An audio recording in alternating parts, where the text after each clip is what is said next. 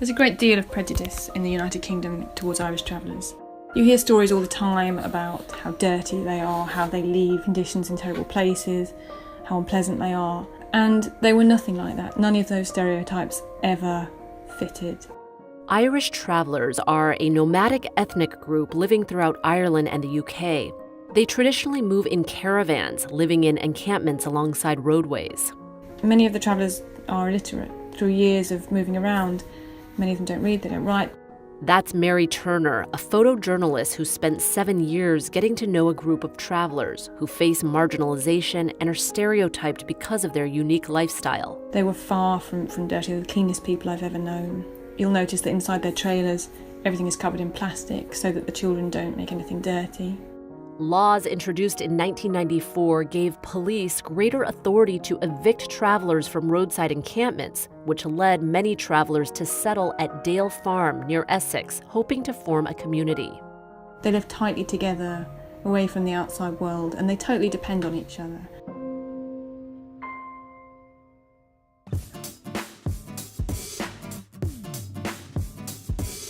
Their weddings, Christmas celebrations, Holy Communions, these celebrations will go on for days. At a wedding, there are no invites, it's just whoever wants to come. They're really amazing occasions, but it's also one of the most important days in a traveller girl's life. In 2011, after a dispute over planning permissions, the families at Dale Farm were evicted, resulting in the displacement of 80 traveller families and 45 arrests. After protesters became involved, tensions escalated. The eviction is particularly brutal. Riot police came pouring down the hill behind the site, started tearing down walls, screaming, shouting, and I remember my friends, children, standing there in tears. Just in their own country, I think, feeling something that I never expected to witness.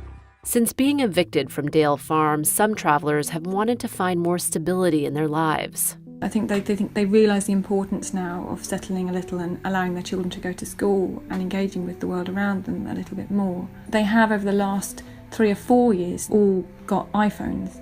When I first went, they were terrified of the idea of photographs being put on Facebook, and now they quite regularly do that themselves. And that's really helping them to overcome some of those challenges that I've mentioned. Engaging with technology is hugely important for the future of their community. Many families have been forced back on the road and risk being stopped by police.